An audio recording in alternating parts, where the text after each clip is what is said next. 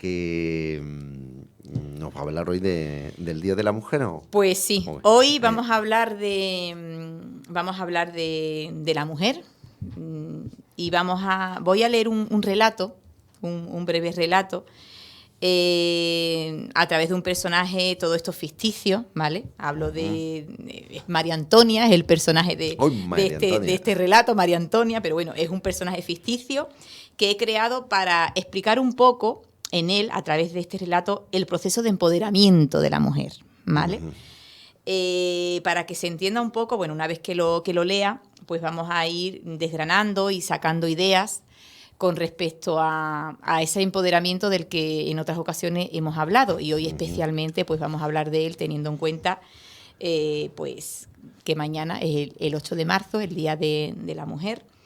Y bueno, como ha coincidido el día 7, pues nada, lo leemos el día 7. Claro, ¿vale? Porque entre otras cosas mañana hay convocada jornada de paros y de huelga. Efectivamente, sí. Entonces, ¿escuchamos primero el relato? Entonces voy a leer el relato y después vamos a pasar a explicar un poco pues qué le ha pasado a esta mujer, ¿vale? ¿Qué es lo que ha pasado? Pues te escuchamos. María Antonia, nombre con el que me bautizaron poco después de nacer. Siempre me gustó por la fuerza y poderío que desprendía su sonido cada vez que me llamaban o hacían alusión a mí. María Antonia, qué arte, qué alegría, qué vitalidad, qué ganas de vivir, experimentar, aprender, qué sensación de ser capaz. ¿A qué? A lo que sea, a descubrir mi talento, desarrollarlo y conectarlo a un proyecto vital auténtico que me facilitara vivir acorde a mis inquietudes, valores, sueños. En definitiva, que me permitiese ser yo. Durante mi tierna y feliz infancia seguí siendo María Antonia, una niña inquieta, curiosa, divertida, enérgica, ilusionada y enamorada de la vida, siempre dispuesta a disfrutar a tope el día a día, saboreando cada uno de los momentos que me ofrecía mi cotidianidad sencilla, humilde, familiar, muy arraigada a unas costumbres y tradiciones culturales y enraizada en valores consistentes que daban luz y esperanza a un futuro prometedor. Cuánta magia y proyección en esos comienzos. Hasta que un día no sabría decir exactamente cuándo ni cómo, ni marcar un hito claro y definido, más bien fue la suma de muchas situaciones cotidianas casi imperceptibles, me empezaron a llamar Toñi. Sí, Toñi, qué lástima, ¿no? Que mi hermoso nombre quedase reducido de manera tan drástica y sin voluntad propia para eso. Qué pena que junto con ello mi esencia, mi identidad, mi coraje, mi todo se hubiesen empequeñecido. Y lo peor, me conformé.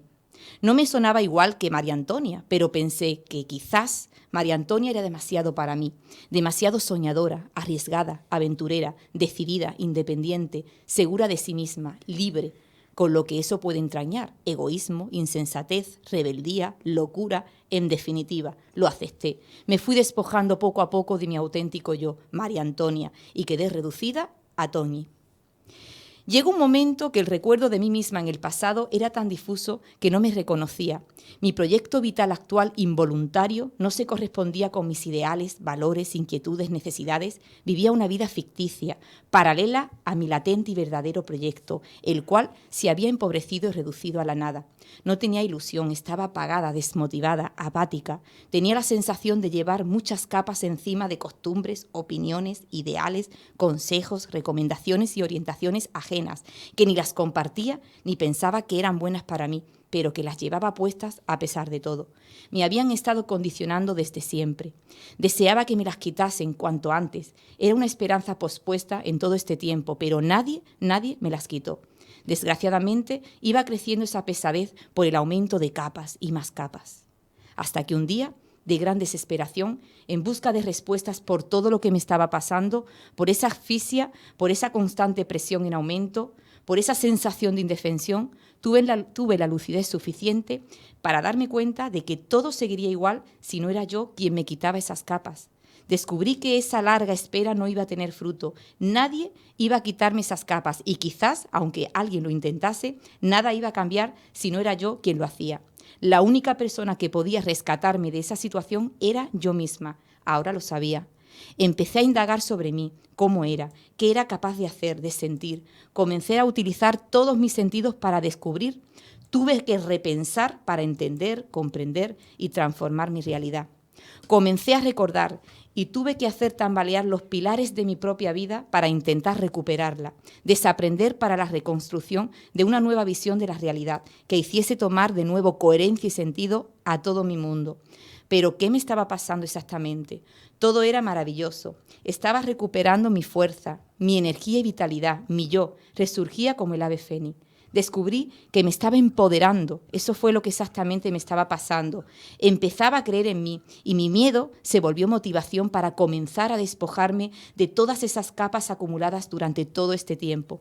Y me empecé a sentir invencible.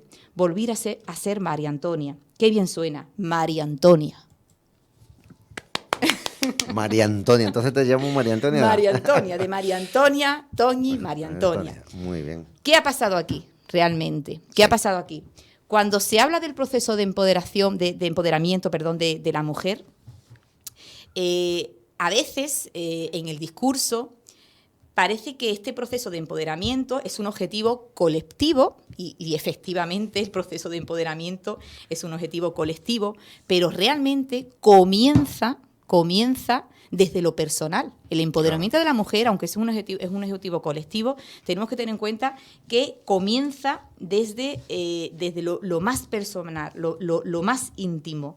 Tenemos que tener en cuenta que empoderarse es fortalecer todas las facetas de nuestra vida, la mujer, todas las facetas de nuestra vida, teniendo en cuenta que las estructuras sociales dificultan hoy por hoy todavía pues, esa igualdad entre hombres y mujeres.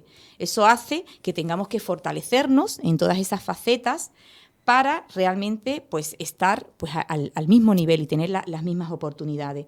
Es muy importante, como le pasa a María Antonia, ella evidentemente cuando nace, pues en un principio pues empieza a vivir acorde pues a todas esas emociones, inquietudes, rasgos de personalidad propias.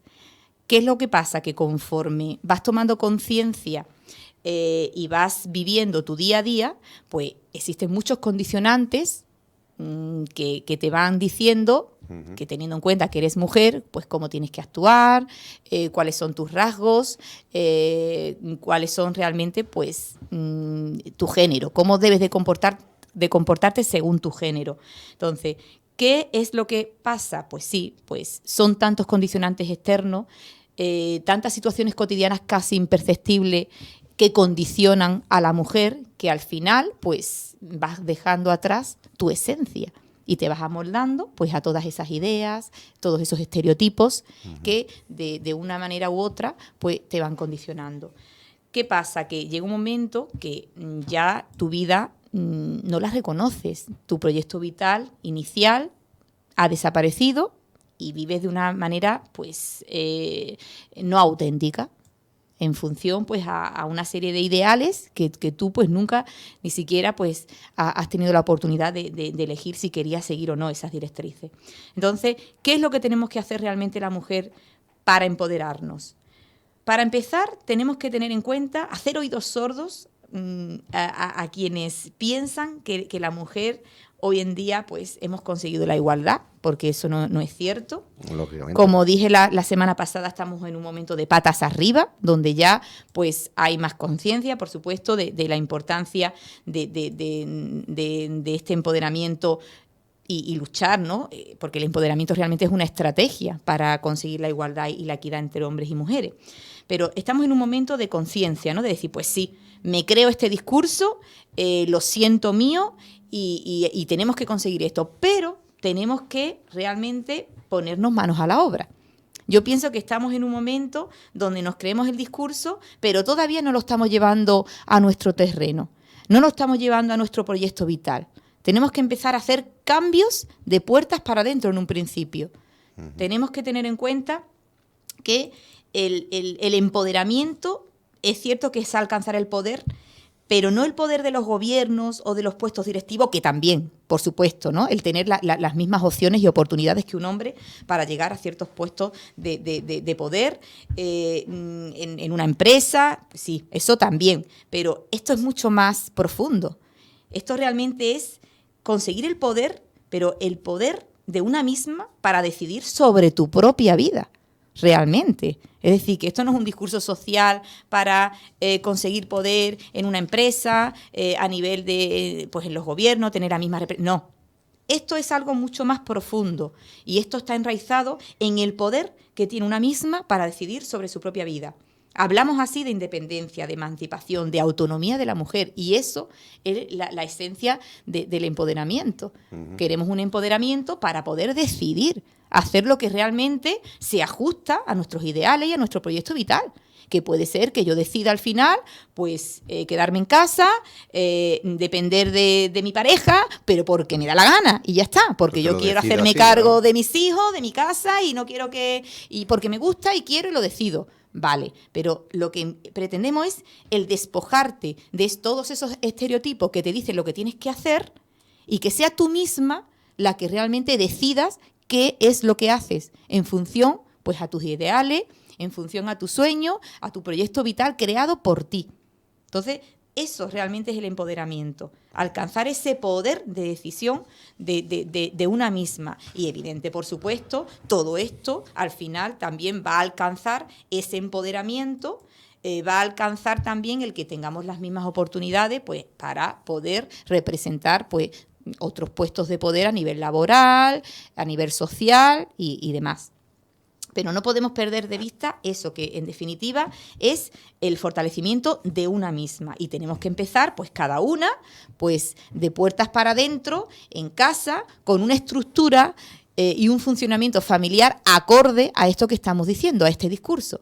No sirve de nada que vayamos a una manifestación o que estemos de acuerdo con un discurso en relación a la igualdad entre hombres y mujeres, pero después, cuando llegamos a casa y en nuestro día a día no estamos demostrando, pues, un proyecto vital enraizado en ese discurso social de pues, tener las mismas oportunidades, la corresponsabilidad en el hogar, el distribuir las tareas en función de la actividad de uno y otro, no en función del sexo. Todo esto está muy bien, este discurso, pero tenemos que aplicarlo.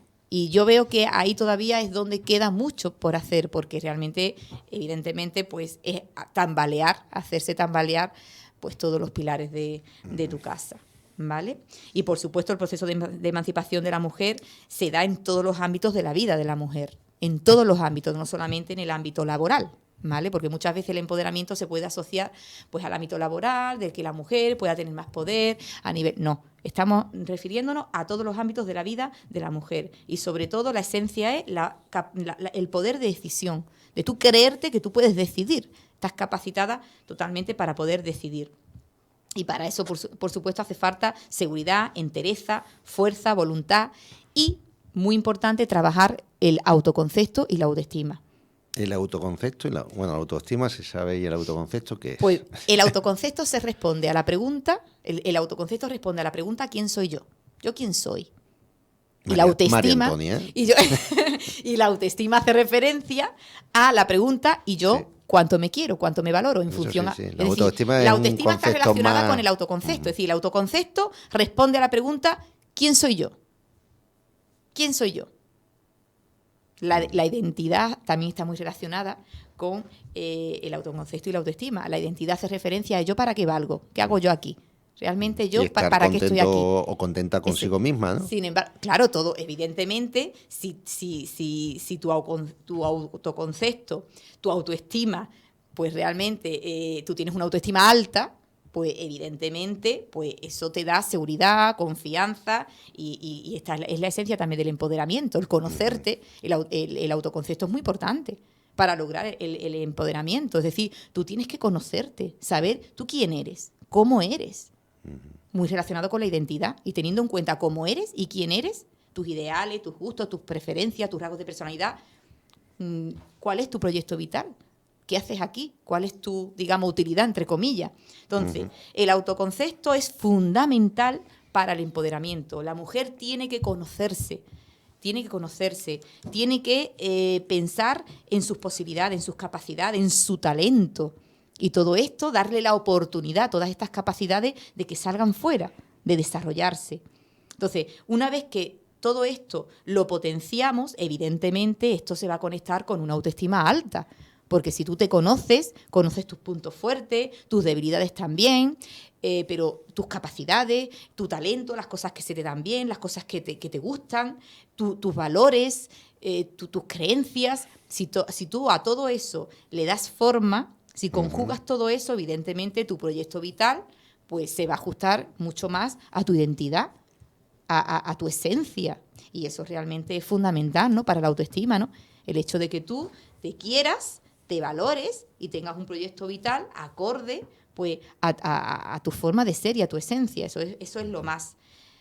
Con lo cual, para lograr ese empoderamiento a nivel personal, pues es muy importante trabajar el autoconcepto, la autoestima, la identidad.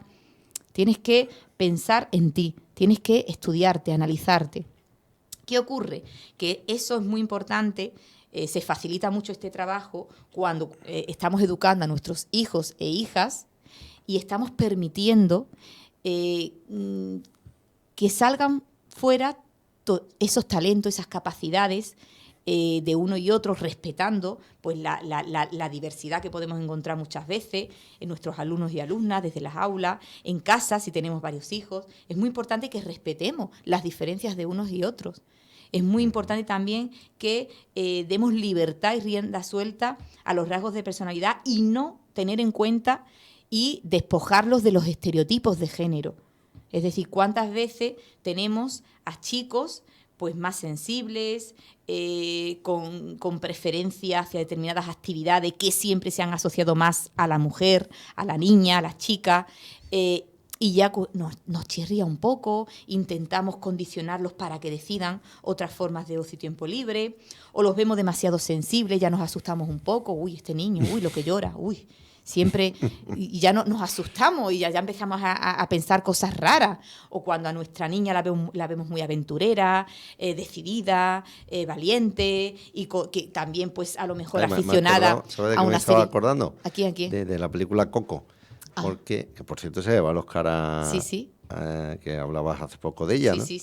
Y ayer escuchaba yo a un padre diciendo que el hijo se había sorprendido cuando acabó la peli porque le había visto llorar. Había visto llorar por primera vez a su padre en esa película, precisamente. Sí. Me acordaba. De hecho, todavía, hoy por hoy, cuando vemos a un hombre llorar, nos da más pena que cuando vemos a una mujer.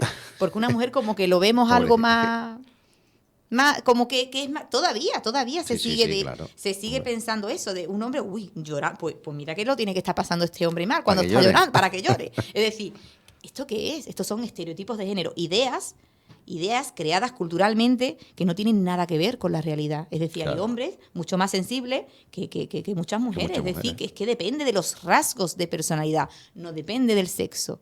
Entonces tenemos que educar pues dando libertad para que esos rasgos de personalidad de nuestros hijos e hijas vayan aflorando con naturalidad y no los condicionemos tanto ni los encasillemos. Si eres un chico, te tienes que mostrar así, y si eres una chica, pues de esta otra forma, ¿vale? Porque eso lo que hace es que ese empoderamiento que queremos de la mujer desde el inicio, pues se vaya mermando, se vaya realmente, pues al final, pues como le pasó a esta mujer, ¿no?, de María Antonia, pues llegó un momento que era Toñi. ¿Por qué? Pues todos esos condicionantes, todas esas capas que llevamos todavía las mujeres que nos ponen encima. Y hay que tener en cuenta que... bueno, eso también nos pasa a los hombres, ¿eh? Sí, por supuesto. A mí me gusta mucho mi nombre, Francisco, y al final uno acaba. Pero bueno, si a uno le llaman Franci porque, bueno, le gusta y no le importa, y vale. Pero cuando... A mí me llaman Paco porque me llaman de pequeño y ya... ¿Y a ti te gusta? No. ¿Cómo te gusta? Me gusta Francisco. Pues nada, a partir de ahora, Francisco.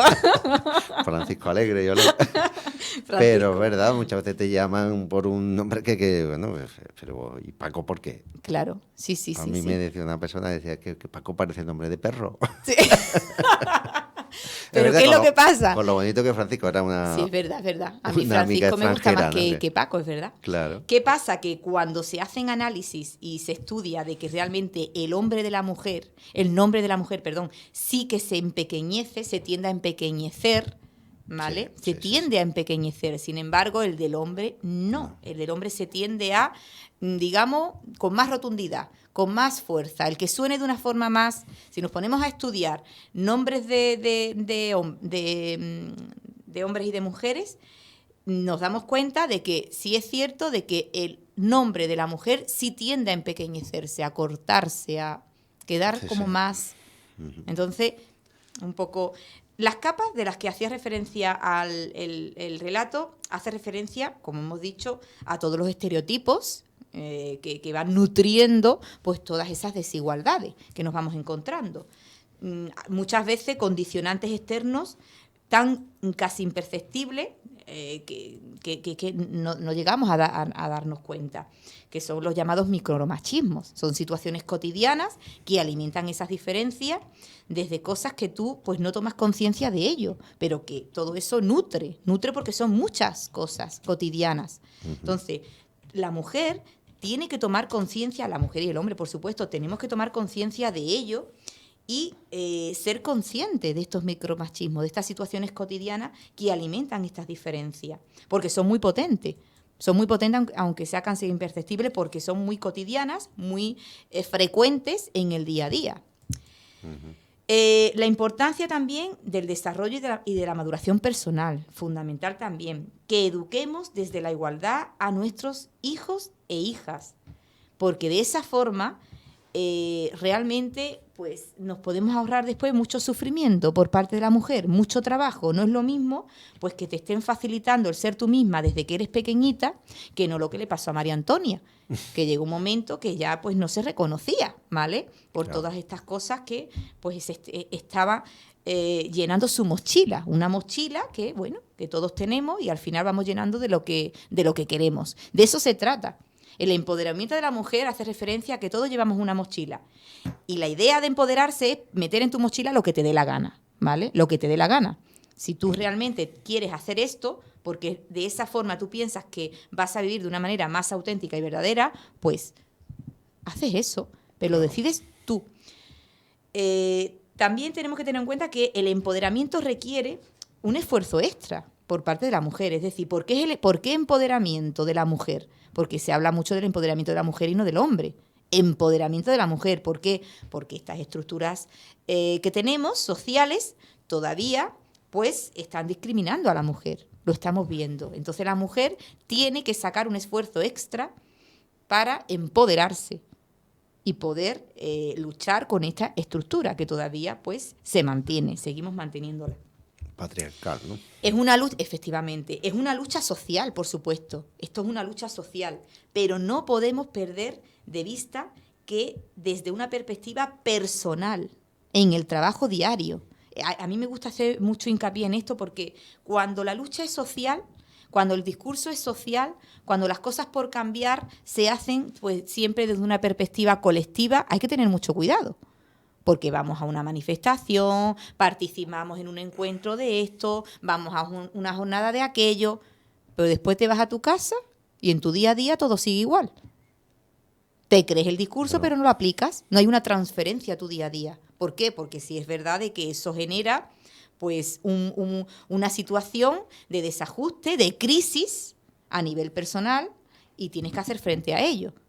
Entonces, tenemos que tener en cuenta que hay que pasar del terreno colectivo y hay que llevarlo pues al terreno personal y por supuesto después pues va a revertir al social, evidentemente. ¿Qué más cosas con respecto a este empoderamiento? El empoderamiento, como dijimos al principio, es una estrategia realmente, es un concepto que surge no es nuevo, hace mucho tiempo, pero es una estrategia fundamental para lograr la igualdad y la equidad a nivel social, ¿no? por parte de la mujer. Tenemos que tener en cuenta que es muy importante tener en cuenta que la esencia es el decidir, la capacidad de decisión de la mujer. ¿Qué quieres hacer con tu vida? Estar menos condicionada, por supuesto, a todo lo externo. Y debemos así pues empezar a trabajar, como hemos dicho, pues cuestiones muy, muy personales.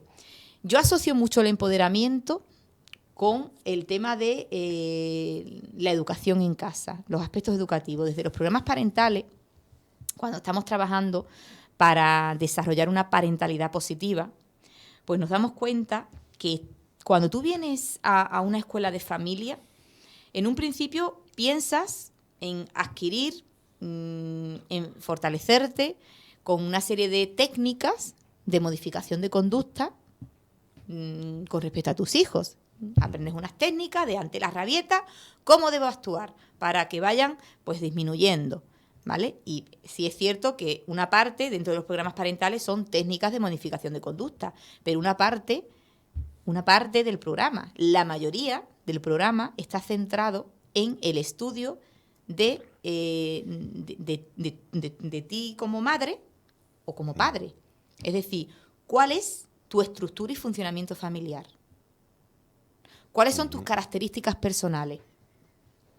Es decir, que el cambio y la mejora del comportamiento de nuestros hijos e hijas se va a producir cuando realmente nuestro comportamiento, nuestras actitudes, nuestro proyecto vital realmente es coherente con lo que queremos para ellos, con los comportamientos que queremos que se desprendan de ellos. Claro. Es decir, si queremos que sean personas pues que se forman motivadas, positivas, responsables, solidarias, lo van a hacer si realmente nuestro proyecto vital está enraizado en esos valores, claro, y en esas prioridades. Es decir, si nosotros somos unos desastres a nivel personal, pues ¿cómo vamos a funcionar como padres y madres? ¿Qué ejemplo estamos dando? No hace falta a veces ese desastre, hay ejemplos. Ayer hablando con Pedro Martín de Resurrección, que hablamos del tema de los jóvenes y del acoso de las parejas a través de los móviles. Eso muchas veces los padres o las madres,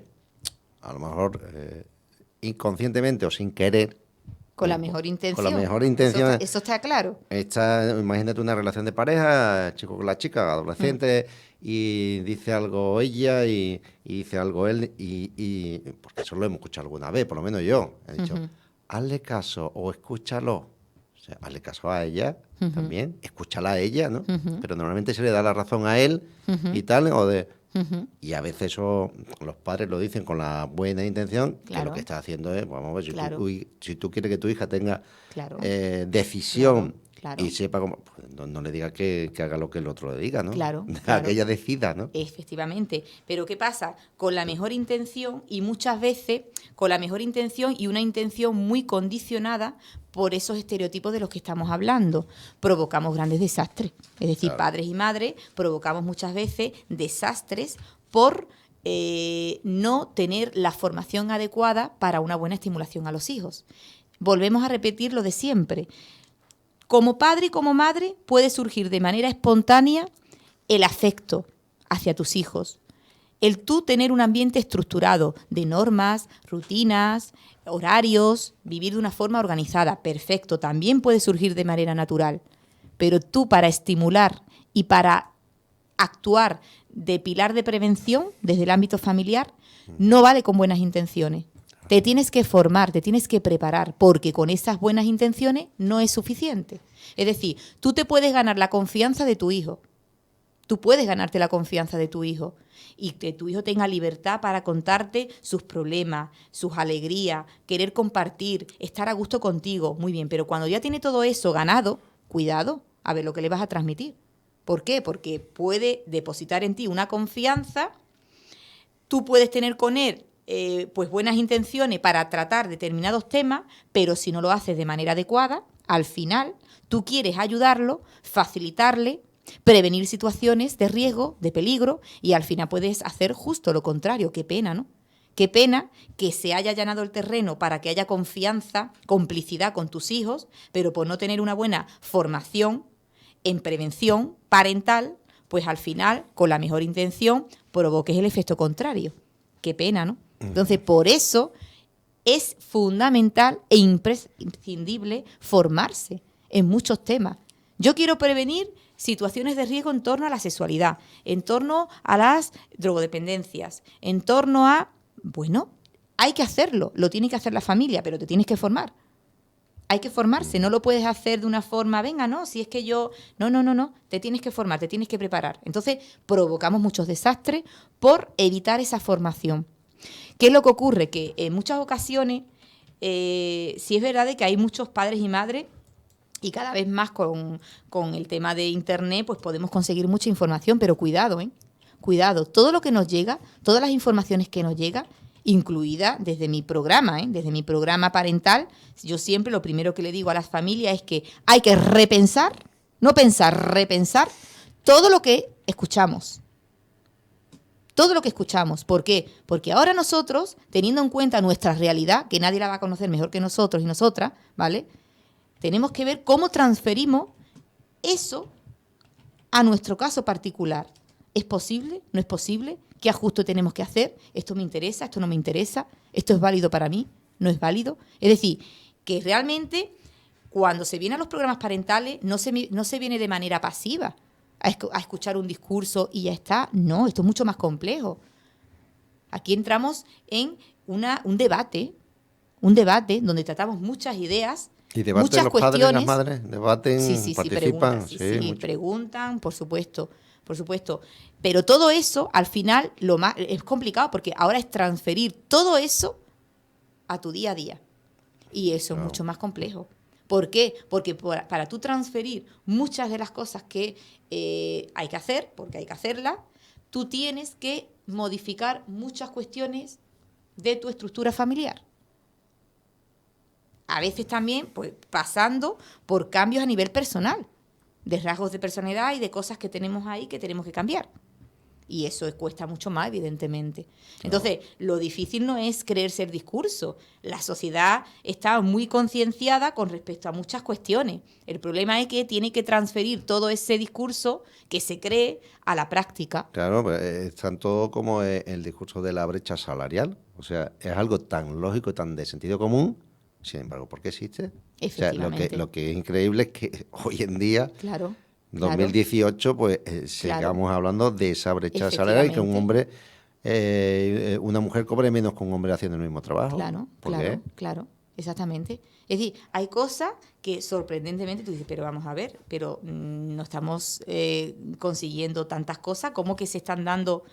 Pues sí, todavía, pero vamos, yo veo cosas incluso mucho más sencillas y cotidianas que se supone que debe de eso estar más que consolidado y conseguido y no lo está. Es decir, que empezando por cuestiones mucho más cotidianas y sencillas. Es decir, yo me pongo a pensar cómo vamos a conseguir una igualdad salarial real y auténtica si es que todavía no hemos conseguido cosas mucho más sencillas y cotidianas. ¿Cómo qué? En el día a día, en la organización y estructura familiar. Uh-huh. No, todavía ahí no hemos conseguido igualdad. Todavía no estamos educando en igualdad, todavía hay diferencias cuando estamos educando a un chico y a una chica en las relaciones de pareja. No es la misma, es decir, esa faceta, esa emancipación, independencia, autonomía, todavía no está consolidada en la mujer, no está conseguida. Es decir, para poder la mujer disfrutar determinadas inquietudes, capacidades, necesidades propias, independientes de la casa, de los niños, de la pareja, para cubrir todavía ese tipo de cuestiones, hay que hacer malabares en el día a día. Hay mujeres que dicen, sí, a mí me encanta el deporte y yo practico deporte. Y yo que tengo ahí un talento que es la pintura, me encanta pintar. Y yo sí, yo estoy cultivándome en el tema de... Pero después se ponen a analizar todo lo que tienen que hacer en el día a día para poder cubrir esas inquietudes y necesidades y el desgaste es mucho mayor que en el hombre. Pues tiene que levantarse mucho más temprano, tiene que dejar preparadas tantas actividades, tiene que... Es decir, el planteamiento que tiene que hacer todavía la mujer, muchas mujeres, para poder hacer determinadas cuestiones personales, es mucho, el coste que tiene es mucho mayor que el que tiene que hacer el hombre, todavía, en el día a día. Es decir, hay muchas mujeres que trabajan fuera de casa, pero realmente las tareas de la casa no delega realmente en la otra parte, no hay una corresponsabilidad auténtica. Como decíamos, se delega, pero no se delega de una manera real. Todavía se asume el mando. Y ahora pues vamos dando orientaciones. Nos vamos, venga, sí, pues tienes que hacer esto y lo otro, y no te olvides de esto, y no te olvides... Eso no es delegar. Delegar es despreocuparte completamente porque tú esa tarde tienes esta actividad y la otra persona está en casa, tu pareja. Entonces tu pareja es el que tiene que decidir, organizar, tiene que controlar, pero el delegar no es decirle a una persona lo que tiene que... Pues venga, eso es como, por ejemplo, en tu trabajo, ahora tú tienes un compañero que se supone que está al mismo nivel que tú. Ojalá. Y ahora tú, para poderte coger un día, pues tienes que hacer malabares días antes. No puedo. Para... En este caso es imposible. Ahora mismo imposible. Pues no. O se queda Vicente haciéndolo todo, el pobre, y ya vamos. Pero no, tenemos que dejarlo grabado. No vale el ejemplo. No vale el ejemplo, no. Es decir, sí, no, pero antes realmente sí, es tú, pues claro, mira, yo, por ejemplo, y ahora la otra persona Jesús pues Hueto, toma el mando. Pues Jesús se quedaba y se queda. Efectivamente, y la otra persona gestiona, organiza, prepara y todo. Pero si tú te tienes que ir, pero tienes que estar controlando cada paso que da esa persona, pendiente, no tranquilo porque tú dices, uy, a ver esto por dónde va a salir. Sí, no, pues, a veces pasa cuando está fuera incluso, oye, ¿cómo va todo? ¿Va claro, bien? efectivamente. Entonces, pero eso no es delegar, porque tú no te estás despreocupando. Tú estás haciendo tu actividad, pero tu cabeza está también en el otro sitio. Entonces, eso no es. Entonces, hay muchas mujeres que tienen la sensación de que están delegando. Tú dices, pues sí, pues yo estoy haciendo estas cosas. Pues mi madre no podía hacer todas estas cosas y yo sí las hago. Yo me voy a mi deporte, yo pues me gusta, ahora estoy estudiando un curso que yo tenía ganas de hacer esto y lo estoy haciendo. Pero después tú te pones a analizar y tú dices, ¿pero esto qué es? Pero es que está haciendo el curso, montando en bici y está pensando en si le ha dado de merendar al niño. Lo estás haciendo, pero el coste que tiene es que muchas veces se te ha pasado por la mente el dejar todo eso, que estás más tranquila al final sin hacerlo, que realmente no te merece la pena. Entonces, eso no es realmente. Es realmente compartir, pero compartir de verdad. Tampoco nos referimos, cuando estamos hablando de la igualdad y de la corresponsabilidad, aquí no hace referencia a que tengamos que hacer todo a partes iguales. No, vamos a ver, si tú trabajas dentro de casa mayoritariamente porque no tienes un trabajo fuera de casa, evidentemente tu pareja, imaginemos que es un hombre, pues será quien se va a responsabilizar de cosas de la casa, pero realmente tendrá pues menos carga, teniendo en cuenta que es un reparto equitativo, dependiendo de las tareas de uno y otro dentro y fuera de casa. Pero un reparto equitativo no quiere decir que ahora, porque tú no trabajes fuera de casa, te tengas que hacer cargo absolutamente de la educación de tus hijos, de todas las cosas de la casa, de la compra, en vacaciones, en días de fiesta. Pues no, eso no es. ¿Vale? Entonces estamos hablando de otras cuestiones. Entonces, básicamente, lo que tenemos que tener en cuenta es que el cambio comienza por una misma. No podemos dejar la responsabilidad en otros para que nos salve. Como por ejemplo hacía María Antonia. María Antonia decía, bueno, a ver si ya conseguimos el cambio. No, el cambio no lo va a producir otra persona en tu vida. Eres tú quien tienes que comenzar a cambiar. Bueno, pues mañana, permíteme, faltan 5 minutos y quiero decir que nos ha llegado una nota de prensa porque mañana, como sabe, hay convocado una huelga de la mujer, una huelga denominada feminista, porque para que se haga visible el trabajo de la mujer, además nos han pedido a los hombres que hagamos los servicios mínimos, digamos, tanto en casa como en la compra, como en los trabajos, para que se visibilice. Entonces, quiero comentar que la alcaldesa de Punta Umbría acaba de enviarnos un comunicado en el que dice que ha despejado la agenda para mañana, su agenda de actos, coincidiendo con la convocatoria de la huelga feminista fijada en esta jornada del Día de la Mujer, y se suma así a esta visibilización simbólica que invita a la reflexión de que cuando las mujeres paran, todo se para. El paro supone para la alcaldesa un paso más en el reconocimiento de los derechos de las mujeres, y en este sentido ve necesario este tipo de acciones para que se entienda el papel fundamental de la mujer en la sociedad y en el mundo laboral. De hecho, para la jornada de mañana estaban programados varios eventos municipales que la primera edil ha querido trasladar a otras fechas para poner el foco en esta lucha por la igualdad y la disminución de la brecha salarial que debe repercutirse en un proceso de empoderamiento de la mujer. Muy bien, estupendo. Quería decirlo antes que acabara el programa. Porque, sí, por supuesto. Bueno, me imagino mañana vuestro trabajo o vuestra falta de trabajo se va a hacer notar. Y es bueno que los hombres respondan también a esa falta a ese paro vuestro, ¿no? Pues sí, sí. Como siempre decimos, esta lucha por la igualdad pues no se entiende si no son mujeres y hombres quienes se suman a ella, evidentemente. Simplemente añadir que desde Escuela de Familia estamos haciendo, a través de un cuaderno rotatorio, que están pasando un cuaderno rotatorio. De hecho, esto es una palabra muy antigua, donde antes se utilizaba mucho los cuadernos rotatorios en los cursos de formación, en las escuelas, donde se registraba eso y se iba pasando por todos los alumnos y alumnas, y ahí iban poniendo sus impresiones, las sensaciones que experimentaban en ese proceso formativo. Entonces vamos a hacer un cuaderno rotatorio en Escuela de Familia, que van a ser estudios de vida con genealogía femenina. Estudios de vida con genealogía femenina. Vamos a plasmar en este cuaderno rotatorio estudios, vidas de mujeres que pensamos que están empoderadas y pueden ser una inspiración para otras, ¿vale? Vamos a describir sus características, cómo son, cómo viven, sus cualidades, y van pasando pues por todas las personas participantes en Escuela de Familia, ¿vale? Y por último, simplemente, ya terminamos, ¿no? Sí, nos queda un minuto. Simplemente decir que realmente lo fundamental y prioritario en la mujer es el amor a una misma, el amor propio, el respeto por una misma. Ese empoderamiento empieza por ese amor del que estamos hablando. Está muy bien, por supuesto, amar a los demás, querer a nuestros hijos, a nuestra pareja, todo eso evidentemente es fundamental. Pero ese amor a los demás va a ser mucho más, valioso, va a ser mucho más de más calidad si realmente nos queremos también a nosotras mismas.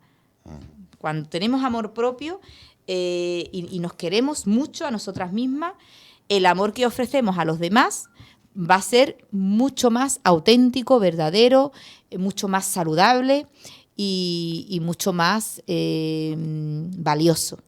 Así que no perdamos eso en nuestra perspectiva.